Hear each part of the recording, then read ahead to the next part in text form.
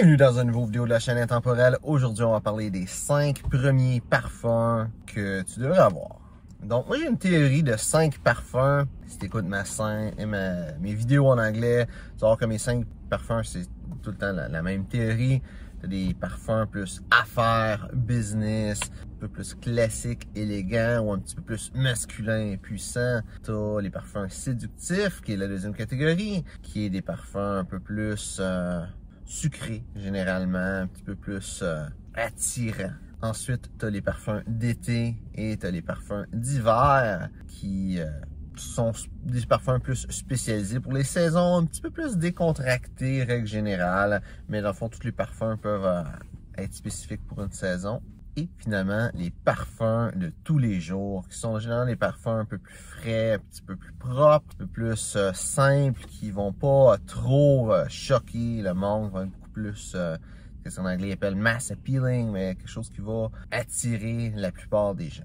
Donc, personnellement, je considère que tu as besoin d'un parfum de chacun de ces catégories pour avoir un garde-robe de parfum qui est quand même bien rempli, qui est convenable finalement. La raison d'être de tous ces parfums-là, c'est assez simple.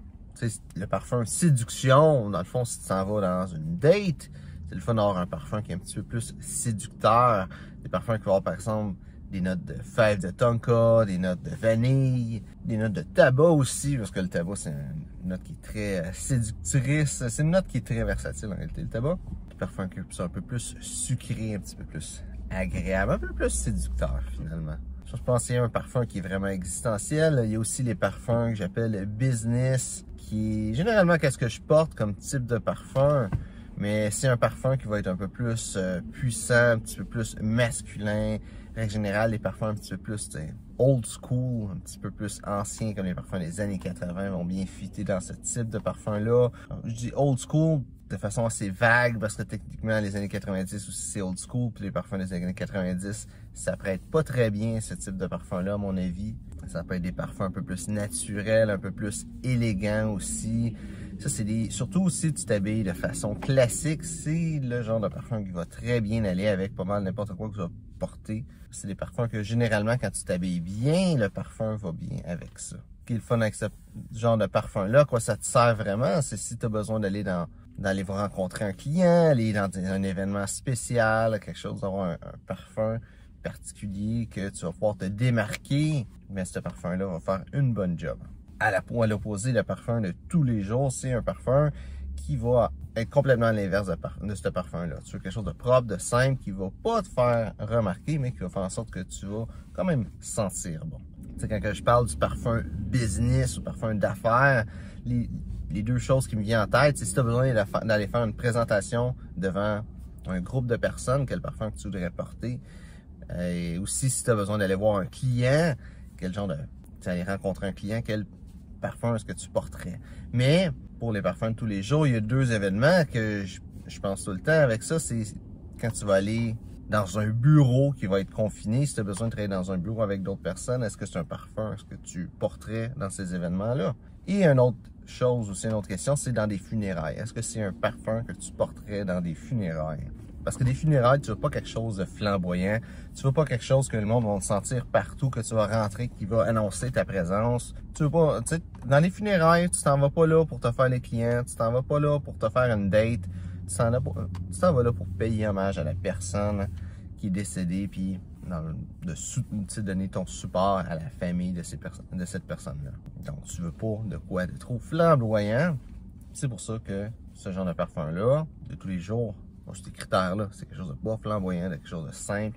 Généralement, des parfums avec des odeurs de savon vont être bons là-dedans, ou ce qu'ils appellent en anglais shower gel, mais juste quelque chose de frais, de simple, même une odeur presque de vêtements propres aussi. C'est cette petite odeur-là que tu vas aller rechercher. Des fois, ça peut pas nécessairement être spécifiquement de ce genre de propreté-là, mais plus une fraîcheur, comme avec des agrumes, puis du citron, du bergamote, de la lime, ce genre de petites choses-là aussi. Il va bien aller dans ce genre de parfum-là. Quelque chose de le fun, de bon, qui, au final, il faut que ce soit quelque chose que je trouve qui sent bon, bien entendu, mais quelque chose qui va pas trop choquer les gens autour de toi, par l'odeur. Finalement, les parfums d'été et d'hiver, je considère que c'est important à avoir, spécialement si tu vis au Canada comme moi, où est-ce qu'il fait fret l'hiver.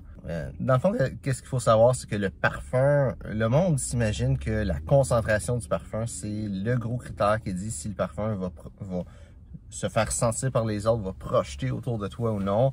Mais en réalité, la concentration, c'est une des choses qui a le moins de lien avec la projection. C'est sûr, si tu as le même parfum, même composition, même tout, puis que tu le portes dans les mêmes circonstances, le degré de concentration va affecter comment longtemps il va sentir, puis comment fort il va sentir. Ça, c'est sûr. Mais, tu sais, les parfums, si tu prends tous les parfums, c'est jamais la même composition.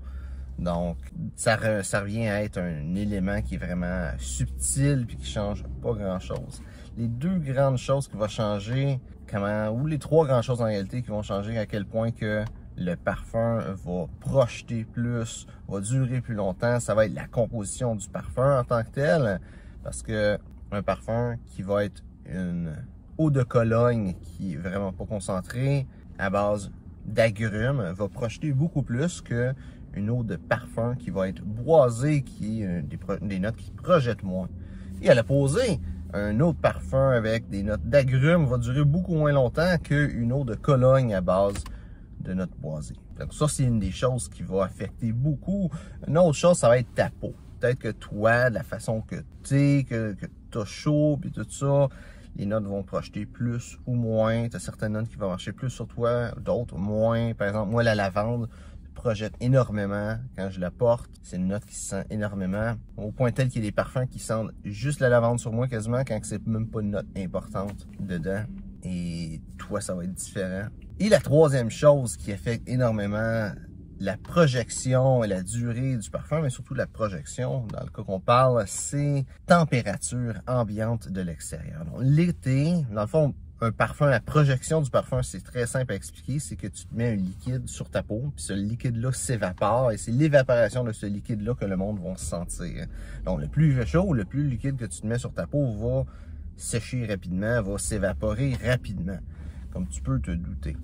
Donc, l'été, les parfums projettent beaucoup plus que dans un temps tempéré comme printemps, automne ou à l'intérieur, à l'air climatisé ou au chauffage quand c'est l'hiver. Et à l'opposé, quand il fait très froid, les parfums ont beaucoup plus de difficultés à projeter.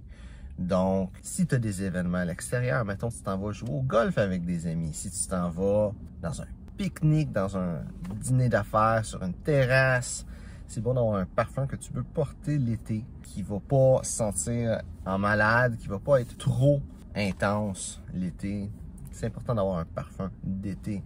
Et à l'opposé, si c'est un événement quelconque, que tu as besoin d'être dehors l'hiver ou même en automne quand il fait très froid, et tu veux quand même que le monde puisse sentir ton parfum, c'est important d'avoir un parfum qui va projeter énormément et très intensément pour que le monde puisse le sentir l'hiver, mais peut-être des fois quelque chose qui va être un petit peu trop intense pour le porter dans d'autres situations que l'hiver. Donc c'est ça, ma théorie des 5 parfums que tu as besoin, un parfum plus classique, élégant, masculin, quelque chose qui va te faire remarquer, un qui va être plus simple, plus frais, qui va pas nécessairement te faire remarquer, un qui va être un peu plus séducteur, un qui va être beaucoup plus doux pour l'été et un qui va être beaucoup plus puissant pour l'hiver. Donc, j'espère que tu as aimé la vidéo. Si c'est le cas, like et partage. Si tu as des questions sur la parfumerie, mets ça dans les commentaires, ça me fera un plaisir d'y répondre. Ou si tu as des questions sur le style classique masculin, même chose, mets ça dans les commentaires, ça me fera un plaisir d'y répondre. Donc, merci de regarder la vidéo et on se voit une prochaine fois.